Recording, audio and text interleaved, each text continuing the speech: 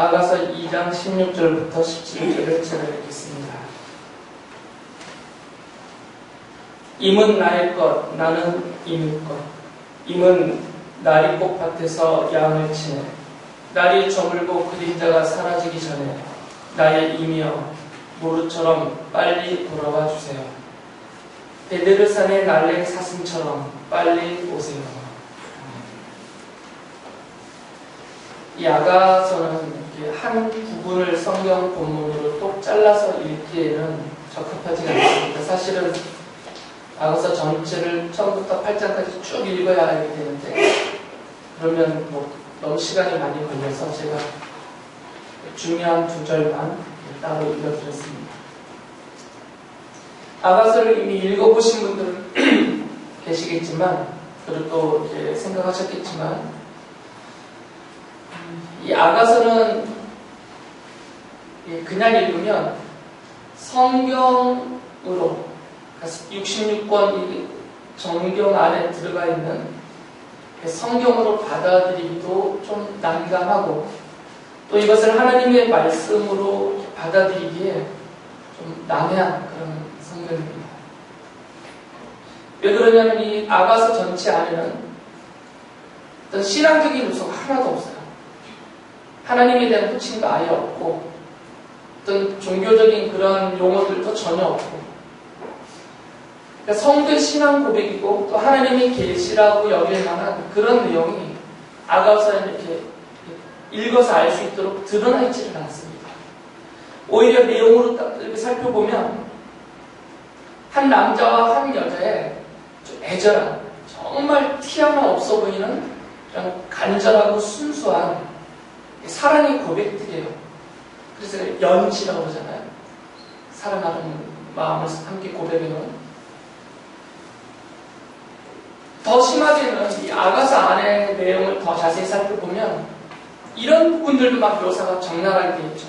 이 두 연인이 함께 잠자리를 갖고 있는 장면, 그리고 그 잠자리의 황홀함, 막 이런 것까지 적나라하게 다 설명되어 있어요. 그래서 예전부터 유대인들은 만 13세가 되기 전에는 개인적으로 아가서를 읽지 못하게 해놨습니다. 이거는 어른들이 읽어야 성경을. 왜 13세라고 그랬냐면 유대인들은 13세가 성인식이에요. 그러니까 만 13세가 지나면 독립적인 생활을 할 수 있는 성인으로 받아줍니다. 그래서 13세가 되기 전까지는 아가서는 금서예요. 그 밑에 연령층에는. 그만큼이나 이 아가서를 그냥 표면적으로 보면 낯이 뜨거울 정도로 아주 육각적이고 또 쾌락적이고 그런 은밀한 면들이 많단 말이죠. 제가 오늘 아침에 우리 주일 학생들한테 이 아가서를 있는 지금 말씀드린 그대로 설명을 해줬거든요. 내용까지. 그때 어떤 아이들은 얼굴도 빨개지고 순수해가지고 그래요.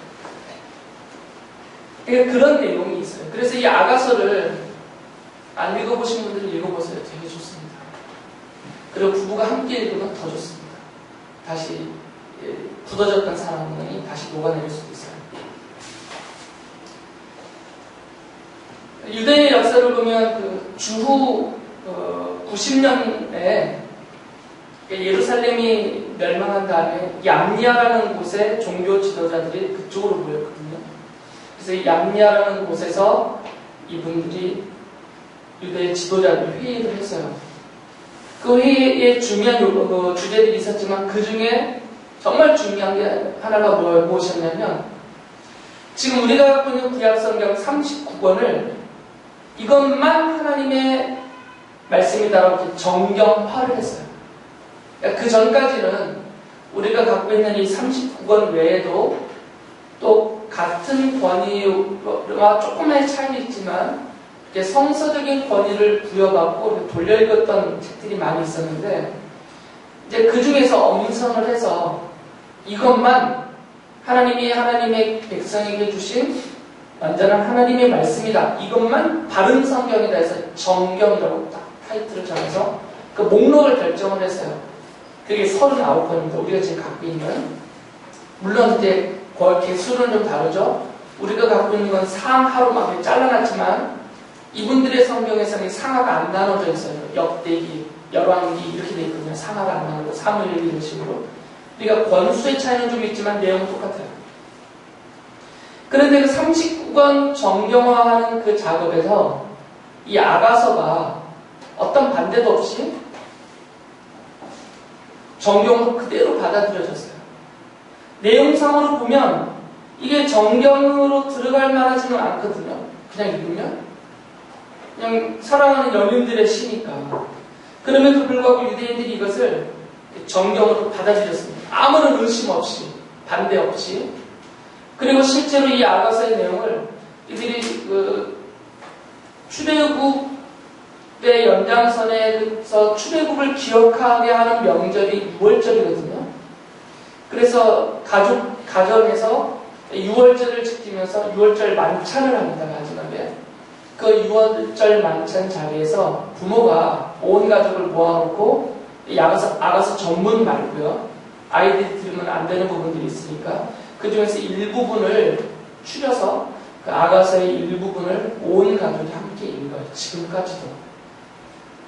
그러니까 이 아가서를 하나님의 말씀으로 의심 없이 받아들였을 뿐만 아니라 이 아가서의 내용을 6월절날 읽으면서 출애굽의 연장선, 어떤 의미에서든 간에 출애굽과 연결시켜서 이 아가서를 유대인들은 받아들였던 거죠.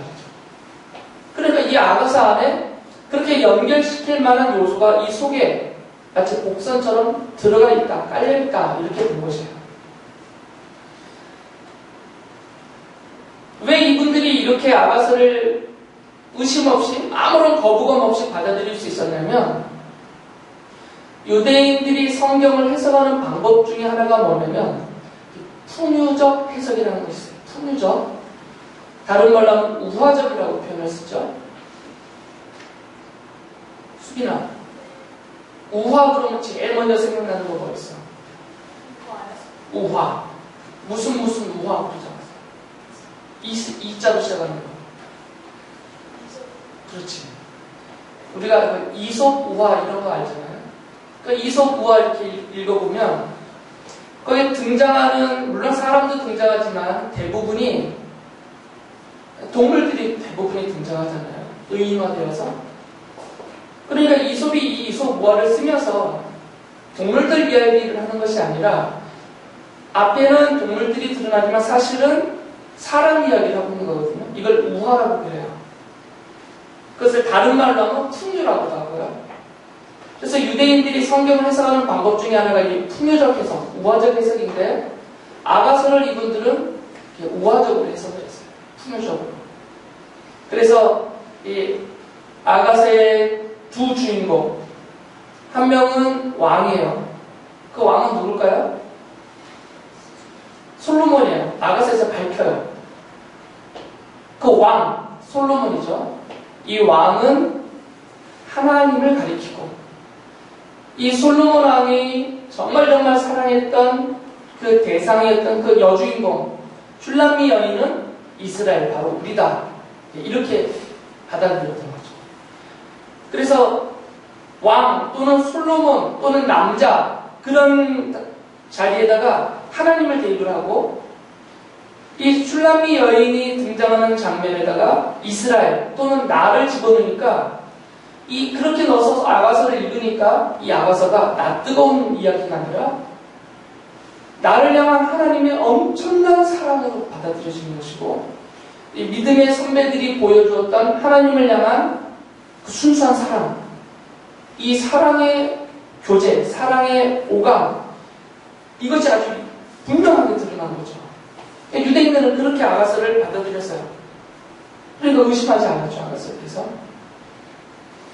그러다가 주 200년경에 북아프리카의 그 알렉산드리아라는 도시가 있는데 이 알렉산드리아를 중심으로 형성된 그 신학파가 있어요. 그 알렉산드리아파라고 하는데 그 중에 가장 중요한 인물 중에 한 분이 오리게네스라는 분이 오리겐이라고 하고요. 이분도 성경을 어떤 식으로 해석했냐면 이분도 유대인이었기 때문에 이 풍유적 해석법, 우화적 해석법으로 성경을 주로 하셨던 분이에요. 이분도. 그래서 이분도 이 아가서를 우화적으로 해석을 했어요. 그래서 유대인들하고는 좀 다르게 이 왕으로서의 솔로몬을 예수님이라고 불렀어요. 그리고 슐람미 여인을 교회라고 가르쳤죠. 유대인들은 왕의 자리에 하나님을 넣고 슐람미 여인 자리에 이스라엘을 넣었지만 오리게네스는 왕의 자리에 예수님을 넣고 이 슐람미 여인의 자리에 교회를 집어넣고 성경을 가르쳤단 말이죠. 그렇게 읽으니까 이 아가서가 읽기 정말 좋았던 거죠. 성도들이 받아들일 때 하나님의 사랑을 느낄 수 있었으니까. 그래서 그 이후로 이 아가서에 대한 해석법은 이 풍요적 해석, 우화적 해석이 지배적이었습니다. 이게 아주 정통적인 해석이에요. 그 지금까지 이어지고 있습니다. 그래서 대부분의 주석들을 보면 거의 대부분이 이 풍요적 해석법으로 아가서를 해석해놨어요. 이렇게 설명을 하고 그리고 많이 그렇게 설교와 가르침을 해봤죠. 이게 잘못됐다는 건 아닙니다. 그러나 이 아가서 자체를 이렇게 풍요적으로만 해석을 하면 문제가 생겨요. 어떤 문제들이 생기냐면 이 풍요적 해석이라는 것은 단순하게 왕 대신 하나님 또는 왕 대신 예수님, 슐람미 여인 대신에 이스라엘 또는 교회 이렇게만 하는 게 풍요적 해석은 아니에요. 풍요적 해석은 아예 처음부터 그 글을 쓸 때 왕을 하나님이라고 정해놓고 썼다 그렇게 봐야 되는 게 풍요적 해석이에요. 슐람미 여인을 아예 하나님의 백성 이스라엘이나 교회로 아예 정해놓고 그것에 대해서 풍요적으로 슐람미 여인이라고 썼다. 이렇게 보고 나가는 게 풍요적 해석이에요. 이솝 우화를 쓸 때 아무 생각 없이 써놓고 그것을 해석할 때 이 돼지는 어떤 사람을 가리키는 것으로 해석하고 이렇게 한 것이 아니라 처음부터 자기가 하고 싶은 얘기가 있고 게으른 사람이라든지 탐욕적인 사람이라든지 어떻게 살아야 되는지 인생의 지혜를 먼저 정해놓고 그것을 설명하기 위해서 하나하나 대입해서 써놨단 말이죠. 우화를. 그러니까 이 우화로 기록된 내용은 그 자체적으로 일일이 다 마치 이게 줄로 연결하듯이 모든 것이 여기가 본체, 실체이고 여기는 우화적으로 표현된 현상이 이게 다 연결이 돼야 돼요. 이게 풍요적 우화적 해석법이에요. 하나님과 왕만 연결시키면 안 되고 슐람미 여인과 이스라엘 교회만 연결시키면 안 되고 두 개만 똑 잘라내면 안 돼요. 이건 풍요적 해석법에서 어긋나요. 이스라엘 사람들은 그렇게 해석하지 않았어요. 풍요적 해석을 할 때 이 두 부분만이 아니라 다른 것 다 만약에 예를 들면 거기 그 포도원을 다 이렇게 뒤집어 놓고 뛰어다니는 여우새끼 이걸 사탄 악마로 봤거든요. 그런 식으로 다 연결을 했단 말이에요. 그래서 풍요적 해석을 하려면 왕과 슐람미 여인만 얘기하고 끝나면 안 되고 이 아가서에 등장하는 다른 인물들이 있어요. 친구들도 있고 사람들도 있고 그 사람들이 누구인지 누구를 가리키는지 거기에 등장하는 지명들은 무엇을 가리키는지 거기에 나타나는 사건들은 무엇과 연결되는지를 다 설명을 해줘야 돼요. 일일이 하나하나. 더군다나 그것을 영적으로 해석을 해줘야 된단 말이죠. 근데 아가서는 그렇게 해석할 수가 없어요. 만약에 이 솔로몬을 하나님이다라고 이렇게 직접 연결시켜버리면 아가서의 내용에서 하나님으로서 표현할 수 없거나 하나님으로서 행동할 수 없는 것들이 나와요. 슐람미 여인도 마찬가지고. 근데 두 가지 면에서 문제가 생겨요. 풍요적으로만 해석을 하면 실제적인 것들까지도 풍요적으로 넘겨버려야 돼요. 이건 실제적인 것인데 그리고 아가서에 나오는 모든 인물, 지명, 사건, 사물들을 다 일일이 하나하나마다 다 영적인 의미로 해석을 해줘야 돼요. 이런 작업이 필요하죠. 그런데 신구약 성경 전체를 연결시켜봐도 이렇게 해석할 만한 충분한 근거들이 성경에 나타나지 않습니다. 그래서 성도들에게 은혜는 되지만 이 아가서를 풍류적으로 해석을 하면 그냥 의심 없이 들려지는 대로 그대로 받아들이기만 하면 정말 은혜가 넘치죠. 그렇다고 해서 은혜가 넘친다고 해서 그것이 성경을 바르게 해석하는 것이다라고 단언하면 안 되죠. 왜 그러냐면 성경은 사람이 쓴 게 아닙니다. 아가서의 저자가 솔로몬이지만 그렇다고 해서 솔로몬이 개인이 슐람미 여인을 향한 자기의 사랑의 고백을 개인적으로 쓴 것이 아니라 모든 성경은 하나님에게 사로잡혀서 성령 하나님에게 사로잡힌 상태에서 기록자들이 기록하게 하신 하나님의 계시거든요. 그러니까 아가서는 뭔가 이 아가서 안에 이런 표현들을 통해서 하나님의 사람들에게 하시고 싶은 말씀, 계시하여 알려주고 싶은 중요한 메시지가 이 안에 담겨 있는 거죠. 그러니까 풍요적으로만 해석하면 안 돼요. 그런 문제점이 크니까. 그래서 이런 고민 때문에 그 다음에 그 대안으로 제시된 해석법이 뭐냐면 모형론적 해석이에요. 모형론적. 풍요적과 다릅니다. 풍요적 해석은 다 하나씩 다 연결을 시켜야 돼요. 다 대입을 해야 되고. 그러니까 이름을 맞바꿔도 이야기가 돼야 돼요. 똑같이. 근데 모형론이라는 것은 다릅니다. 모형론은 이 아가서 안에 누가 등장하든 실제로 어떤 일들이 벌어졌든 간에 이 아가서 안에서의 그 핵심적인 것, 그것이 중요한 겁니다. 그것이. 그러니까 솔로몬이 중요한 게 아니고 슐람미 여인이 중요한 것이 아니고 이 두 사람 사이의 그 사랑, 그 형태적인 사랑, 이 사랑의 핵심이라는 거죠. 그래서 솔로몬이나 슐람미 여인은 하나의 모형이 되어서 이 사랑에 대해서 설명해주는 역할을 한다는 거죠. 이들이 하나님을 대변하고 예수님을 대변하고 이스라엘과 교회를 대변하는 것이 아니라 이 두 사람 사이에 나타나는 그 사랑이 어떤 사랑인지를 이들이 모형적으로 설명을 해주면서 그 사랑을 구체화시켜 보여주고, 그리고 이 사랑이 성경적으로 어떤 위치에서 그리고 하나님과 그 백성인 우리 사이에서 어떤 관계로 주어지는지를 말해주는 역할을 한다. 이것이 모형론적인 해석이에요. 그러니까 모형론적으로 아가서를 해석을 하면 아가서에 등장하는 모든 것들에 대해서 일일이 대입할 필요도 없고 일일이 하나하나마다 다 설명하여서 영적인 의미를 다 일일이 부여할 필요가 없어요. 그 작업 자체가 너무 과한 작업이니까 좀 무리하고 그리고 위험한 작업들이거든요. 자의적인 해석이 막 들어가 버리니까 그 가운데서.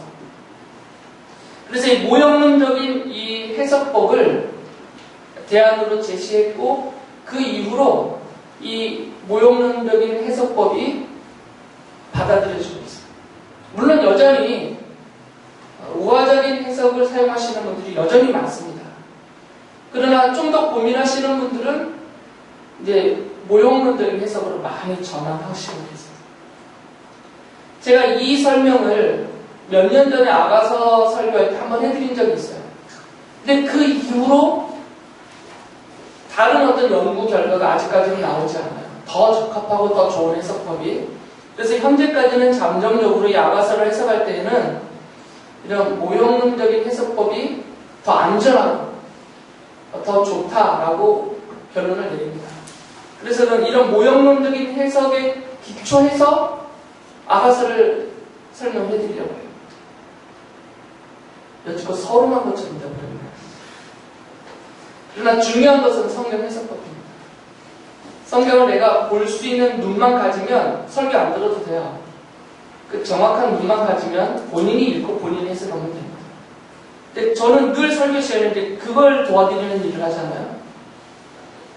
똑바로 볼 수 있는 안경을 쓰게 해드리는 역할을 하는 게 제가 하는 설교 스타일이잖아요. 그래서 이렇게 좀 길게 설명을 드렸어요. 그래서 여러분들이 이제 개인적으로 아가서를 읽으면 솔로몬이 누구일까? 솔로몬이 하나님이냐? 이런 거 고민하시지 말고 그냥 1장부터 8장까지 어려운 거 하나도 없어요. 대신 혼자 읽어야 돼요. 좀 낯뜨거우니까. 아이들하고 같이 읽으면 안 돼, 이거는. 그러면 그 표현들이 적나라해요.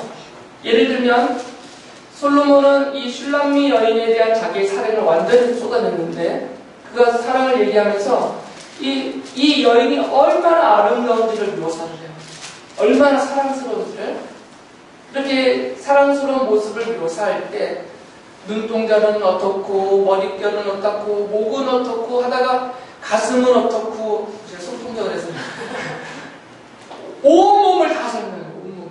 심지어는 그걸 뭐라죠? 그 음부, 생식기 그런 부분도 좀 이렇게 은유적으로 설명을 해요. 아예 직접적으로. 그러니까 이런 낯뜨거운 설명을 하면서 사랑의 고백을 막 해요. 슐람미 여인의 경우는 이 솔로몬의 외모를 막 자랑해요. 나의 이미 이렇게 멋지다고 막. 그러다가 갑자기 중간쯤 가면 자기의 남자인 이 솔로몬과 가졌던 잠자리의 황홀함에 대해서 그 성관계에 갇혔던 황홀함. 물론 은유적인 표현들도 있고 비유적인 표현도 있지만 직접적인 표현들도 많이 있어요. 그러니까 이 내용을 보면 진짜 남녀 간의 정말 순수한 사랑 그리고 열정들이고 진실한 사랑의 내용이 아가서거든요. 그렇게 읽으시면 돼요. 여러분이 읽으시면서 아가서를 1장부터 8장까지 다 읽은 다음에 솔로몬이 슐람미 여인을 이렇게까지나 사랑했구나. 그리고 슐람미 여인은 솔로몬을 이렇게 좋아했구나. 이런 두 사람 사이의 깊은 사랑 그것을 느끼시면 아가서 잘 읽으신 거예요. 그러면 돼요. 아가서는. 그런 다음에 이제 모형론적으로 이것을 봐야 되니까 그 사랑이 성경에서 말하는 무엇이냐를 찾으면 되죠. 그것을. 이제 그걸 설명해 드리려고. 아가서의 핵심 내용은 그 사랑입니다. 연인의 사랑. 순수하고 열정적인 연인의 사랑. 그래서 이제 아가서를 보면 이 두 사람 사이의 사랑의 묘사가 부끄러움 하나 없이 설명돼요. 노골적으로. 전혀 부끄러워하지 않습니다. 주저하지도 않아요. 슐람미 여인의 경우에는 다른 사람들 앞에서 아주 공개적으로 자기의 이 연인을 막 자랑해요. 그 잠자리의 황홀함을 막 자랑해요. 자기 친구들에게, 다른 여자들에게. 그리고 부끄러워하지를 않아요. 서로 사랑하는 것을 전혀 부끄러워하지 않습니다. 그 몸의 구석구석을 설명할 때 주저하지 않고 가리거나 이게 왜곡된 또는 이게 좀 축소한 이런 표현 안 써요. 있는 그대로 막 던지죠. 그러니까 아가서에서 말하는 이 사랑의 중요한 특징이 뭐냐면 부끄러운 것이 없는 사랑이에요. 부끄러움이 없는 사랑. 서로가. 이 남자와 여자 사이에 부끄러움이 없습니다. 서로 벌거벗고 있는 모습을 이야기하면서도 부끄러워하지 않아요. 서로의 알몸을 묘사하면서도 부끄러워하지 않아요. 서로 잠자리하고 있는 그 상황을 설명하면서도 부끄러워하지 않아요. 그래서 아가서에서 강조하고 있는 사랑은 뭐냐면 정말 부끄러울 것이 하나 없는 그런 사랑이에요. 이게 드러나요. 아가서를 읽으면. 그래서 이 아가서를 읽다 보면 이 부끄러울 것 하나 없는 사실 완전히 알몸의 상태거든요. 지금 두 사람이. 그 사랑의 모습을 부끄러울 것 없는 사랑의 모습이 이렇게 읽혀지면 읽다가 보면 저절로 연상되는 장면이 있어요. 웅탕한 마음이 연상되는 게 아니라 뭐가 연상이 되냐면 에덴 동산이 연상이 돼요. 저절로. 에덴 동산의 첫 장면. 첫 장면이 뭐예요? 하나님이 아담을 만드셨어요. 그리고 아담을 잠들게 하고 그 갈대를 취하여서 여인을 만드셨어요. 그리고 그 여인을 아담에게 보내셔서 둘이 한 몸이 되었어요. 같이 잠자리를 갖고 부부가 된 겁니다. 그리고 이제 가인과 아벨을 낳잖아요. 그때 이 두 사람이 벌거벗은 상태에 있었어요. 그래서 창세기 2장 25절에 보면 이렇게 말씀하셨어요. 기록하셨죠. 남자와 그 아내가 둘 다 벌거벗고 있었으나 부끄러워하지 않았다. 서로 벌거벗은 모습을 보고 있으면서 부끄러워하지 않았어요. 그러고 살았어요. 그냥 몸을 가리지 않고. 그렇게 서로 부끄러워하지 않을 수 있었던 이유는 뭐냐면 아담은 하와를 볼 때 제3자로 보지 않고 1인칭으로 본 거예요. 나와 똑같다라고 본 것이죠. 왜 그러냐면 창세기 2장 23절에 자기 앞으로 하나님이 하와를 만들어서 보내주셨을 때 자기에게 다가오는 그 하와를 보면서 아담이 이렇게 말해요. 23절에서 이제야 나타났구나 이 사람. 뼈도 나의 뼈, 살도 나의 살. 그러니까 하와를 보면서 나랑 똑같다는 거예요. 재질이 자기의 뼈를 취해서 만들었다 단순한 표현이 아니라 그냥 나를, 또 다른 나를 대하는 것으로 보는 것입니다. 그래서 24절에서 남자는 아버지와 어머니를 떠나 아내와 결합하여 한 몸을 이룬다고 하셨죠. 한 몸. 같은 것이란 말이에요. 그러니까 아담도 하와를 볼 때 다른 여인으로 본 것이 아니라 나로 본 것입니다. 하와도 아담을 볼 때 자기 자신으로 본 것이죠. 서로. 그렇기 때문에 서로 벌거벗고 있어도 부끄럽지 않았던 것이에요. 여러분은 어떠신지 모르지만 저는 교회 오기 전에 아침에 이렇게 화장실 들어서 세수를 하면 못해요. 여전히 이렇게 거울을 보면서 막 이렇게 머리도 말리고 면도도 하다가 갑자기 멈칫해서 쳐다보기도 하고 착각 속에 있지만 부끄럽지 않아요. 샤워를 하고도 거울에 비친 제 알몸을 보면서도 부끄럽지 않아요. 여러분은 부끄러워하세요? 내가 나를 보는데 뭐가 부끄러워요? 내가 나 자신을 보는데. 벌거벗은 내 몸을 다른 사람이 본다면 부끄럽죠. 그러니까 막 서둘러 가리잖아요. 그러나 내가 나를 볼 때는 부끄러움이 없어요. 그러니까 아담과 하와 사이는 그런 관계가 있었던 거죠. 나와 나예요. 그래서 둘이 한 몸이 되어서 일체화된 거죠. 솔로몬과 슐롬 여인 사이의 이 부끄러운 사랑이 에덴 동산의 아담과 하와 사이에 그들의 죄를 짓기 전입니다. 타락하기 전에 그 부끄러움이 없는 벌거벗은 그 모습과 연결이 된단 말이죠. 저절로 연상이 돼요. 같은 상태를 말하니까 지금 에덴 동산 같아요. 이 솔로몬과 슐람미 여인 사이에 벌거벗고 침상에서 그렇게 사랑을 나누고 있는 그 모습이 마치 에덴 동산의 한 장면 같다는 거죠. 사도 바울이 이 창세기 2장 24절 아까 읽어드린 남자는 아버지와 어머니를 떠나 아내와 결합해 한 몸을 이루는 것이다. 이 말씀을 그대로 인용을 했어요.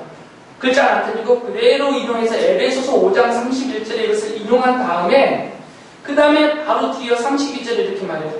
이 비밀은 큽니다. 나는 그리스도와 교회를 두고 이 말을 합니다라고 해석을 해버렸어요. 창세기 2장 24절의 이 말씀은 남자는 아버지와 어머니를 떠나 아내와 결합하여 한 몸을 이루는 것이다. 이 말씀은 비밀인데 무슨 비밀이냐면 그리스도와 교회를 두고 한 비밀이다라는 것입니다. 그러니까 바울의 관점에서는 창세기 2장 24절에 이 한 몸을 이루는 남녀는 한 몸을 이루는 이 말씀은 그리스도와 교회의 관계에 대해서 하나님이 미리 계시로 알려준 것이다라고 본 것입니다. 그래서 이렇게 그가 스스로 해석을 했어요. 그리고 이렇게 바울이 설명을 한 거죠. 이건 바울 개인의 견해가 아닙니다. 성령 하나님이 바울을 사로잡아서 이것을 알게 하시고 이렇게 말하게 기록하게 한 것이죠.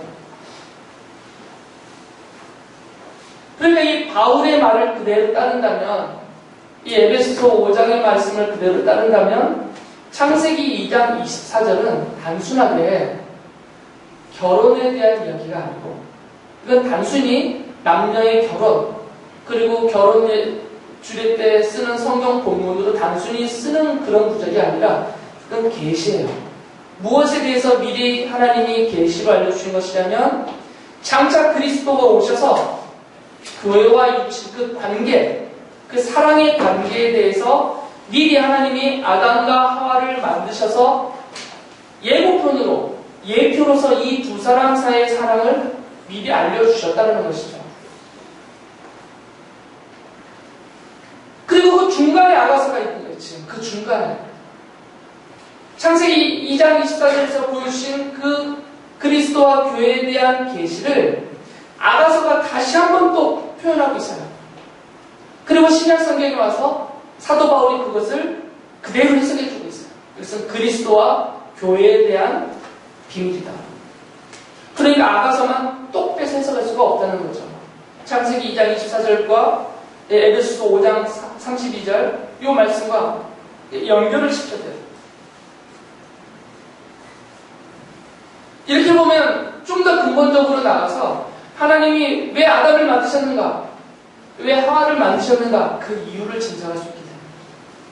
아, 장차 그리스도가 이 땅에 오셔서 교회를 위해서 보이실 그 사랑을 미리 계시하시기 위하여 아담을 만드셨고 하와를 만드셨고 둘이 한 몸을 이루게 하셨다라는 것을 알 수가 있다는 거죠. 그래서 아가서를 좀 정리를 해서 결론을 말씀을 드리면 이 아가서는 에덴 동산의 그 아담과 하와 사이에 이 부끄러울 것이 없는 긴밀함 그리고 간절함 그런 사랑을 노래하고 있고요. 더 나아가서는 그리스도와 교회의 사랑 그 사랑의 관계를 계시하고 있다 이렇게 말할 수 있습니다. 그래서 아가서는 그래서 그리스도와 교회의 사랑을 계시로서 노래하는 성경이다. 이렇게 봐야만 아가서가 정경이에요. 그래야만 하나님의 말씀입니다. 바로 이들 사이에서 보여주는 계시하고 있는 이 사랑은 바로 하나님의 사랑이죠. 이건 인간의 사랑이 아닙니다. 솔로몬의 사랑이 아니에요. 아가서를 솔로몬을 대입해서 하나님의 솔로몬이다 이렇게 말해버리면 큰일 나는 또 다른 이유는 뭐냐면 솔로몬이 슐람미 여인만 사랑하지 않았어요. 그의 아내는 셀 수 없이 많습니다. 수많은 여인들을 사랑했어요. 그 많은 여인들 중에 오직 슐람미 여인만 사랑해서 왕으로 삼거나 이러지 않았어요. 그러니까 솔로몬의 마음속에 다른 여인들이 많거든요. 실제로 시절을 따라 바뀌어가면서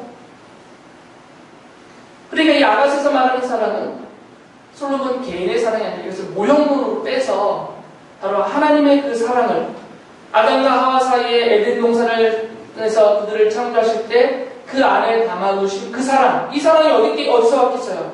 느닷없이 생겨난 사랑이 아니라 하나님의 그 사랑의 하나님이라는 하나님의 속성 안에 담겨 있었던 그 사랑이 이 창조를 통해서 아담과 하와 사이에 그대로 담아지셨던 거죠.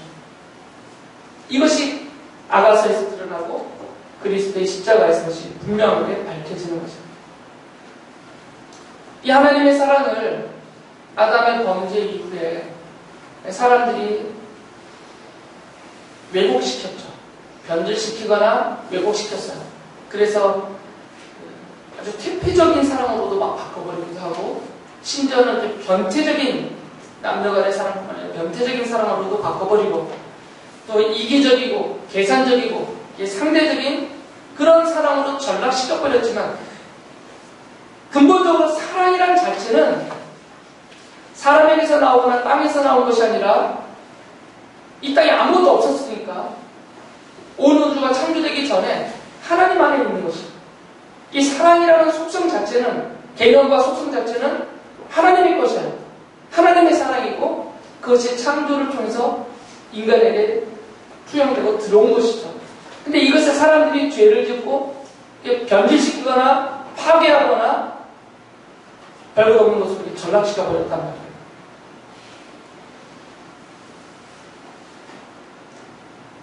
그래서 그리스도가 오셔서 창세기에서 말하고 있는 그 사랑, 아가서에서 말하고 있는 그 사랑을 그대로 실현하셨어요. 그대로 실현하셨습니다. 그게 바로 십자가의 사랑이죠. 솔로몬이 슐람미 여인을 사랑할 때 슐람미 여인이 스스로 얘기를 해요. 어떻게 나 같은 사람을 이렇게 사랑해 주는 거야? 왜 그러면 사실 이 슐람미 여인은 뭐 왕가의 여인도 아니고 당시 이스라엘에서 빼어난 미모의 여인도 아니고 그가 스스로 말하듯이 자기 오라버니의 포도원을 가서 일하고 있는 일꾼일 뿐이었어요. 그래서 검게 탔다라는 표현도 하고 피부가 다 거칠다고 표현도 하고 되게 외형적으로 외모적으로 솔로몬의 마음을 콕 뺏어서 사랑을 완전히 뺏어갈 정도로 그런 어떤 외적인 요소를 가장 많이 갖고 있었던 여인도 아니란 말이죠. 외적으로도 그렇고 배경도 그렇고 실제로 그 위치도 그렇고 그럼에도 불구하고 솔로몬이 이 여인을 이렇게 끔찍이도 사랑했단 말이죠. 그리고 이런 사랑의 요소들이 주님의 십자가의 사랑에 대한 모형적인 설명이 되는 거죠. 주님이 왜 우리를 사랑하느냐? 답이 없죠. 답을 내면 안 돼요. 내 자신에 대해서. 내가 이러니까 주님이 나를 사랑한다? 이 자체는 이미 주님의 사랑을 왜곡한 거죠. 우리 주님의 사랑은 내게서 답을 찾을 수가 없어요. 이 슐라미 여인이 자기 자신에게서 답을 못 찾듯이 우리도 주님의 사랑, 십자가의 사랑에서 우리 자신에게서 답을 찾을 수가 없어요. 지금도 마찬가지입니다. 우리가 신앙생활을 수십 년 해온다 하더라도 우리가 주님 나라 들어서 영원히 사는 그동안이라도 주님께로부터 그 사랑을 받는 이유를 우리 자신에게서 찾을 수 없어요. 어떤 누구도. 아가서가 그것을 보여주는 거죠. 모형적으로. 사랑받을 만한 자격이 없는 사람. 그런 자질을 갖추지 못한 사람. 그를 향한 일방적인 이 사랑의 쏟아짐. 그래서 이 사랑의 성격은 그래서 은혜가 있는 것이죠. 그래서 은혜로운 사람.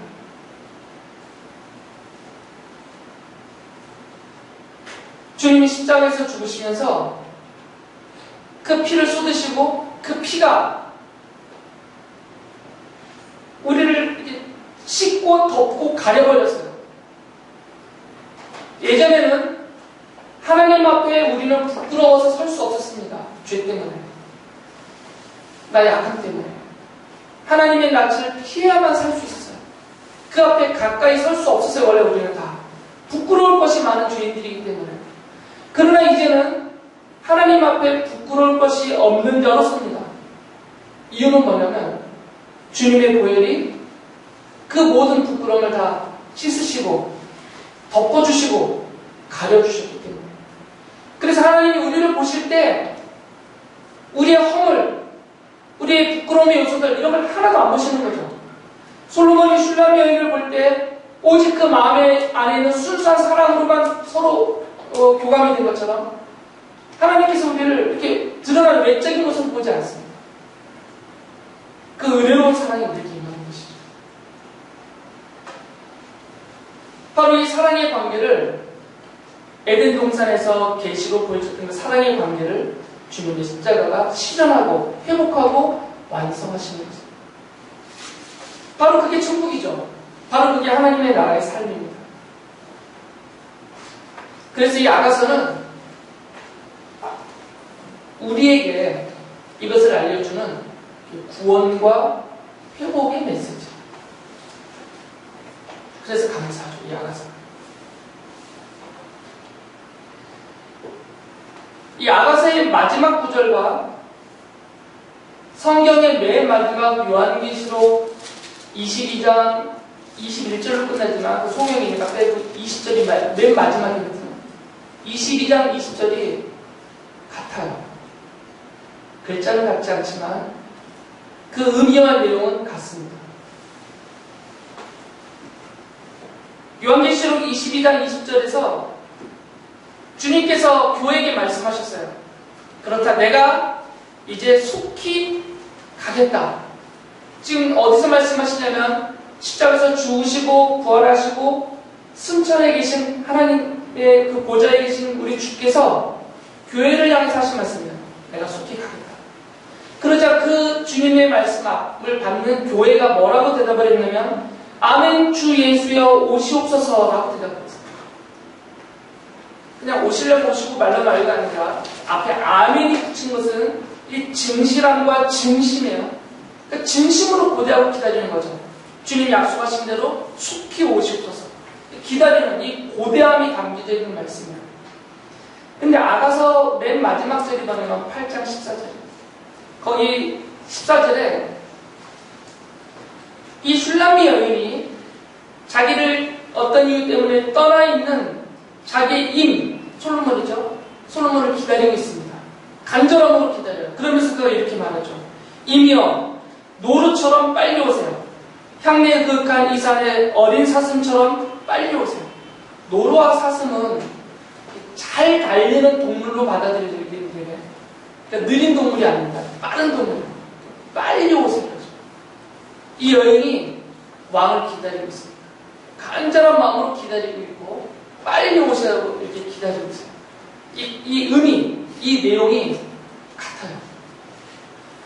주님의 재림을 기대하고 있는 이 교회의 신앙 고백과 그 기다린 고대함과 이 슐라미 여인이 왕을 기다리는 것이 지금 같아요. 겹쳐 있어요. 그래서 이 아가서에서 마지막 결론적으로 독자인 우리들에게 던져주는 메시지가 있습니다. 우리의 이익은 누구겠어요? 주님이시죠. 신앙적입니다. 육체적인 이익 말고 우리의 신앙적인 영적인 우리의 님은 예수님이세요. 나를 위해서 십자가에서 죽으신 예수님. 그리고 나에게 영원한 생명을 주신다고 약속하셨고 그 생명을 이루어주시는 그 예수님. 그 예수님이 이 땅에 다시 오신다고 약속하셨어요. 그러니까 우리는 우주적인 종말의 시대를 맞아서 주님이 재림하시면 주님을 만날 것이고 개인적인 종말인 개인적인 죽음을 맞이하면 개인적으로 주님을 만날 것이에요. 어떤 방식이든 간에 우리는 주님을 속히 만나게 될 것입니다. 사랑하는 마음이 크다면 그날을 고대할 것이고 그 마음이 없다면 아예 잊어버리고 살 것입니다. 아가서는 그래서 우리에게 도전하는 메시지가 있죠. 주님의 사랑을 입은 우리가 하나님의 자녀인 우리가 그 사랑을 기억하면서 이 땅에 사는 동안에는 주님 뵙기를 내가 주님 앞에 서기를 그 나라를 고대하면서 속히 뵙고 싶은 그런 간절함을 가지고 그런 긴장감 속에서 살아야 된다라는 말씀을 줍니다. 여러분이 이러한 해석법과 이런 내용들을 참고하셔서 아가서를 영적인 눈을 가지고 천천히 읽으시면 아마 주님의 십자가가 더 분명히 또렷해질 것이고 그 사랑이 여러분들을 감동하게 해주실 것입니다.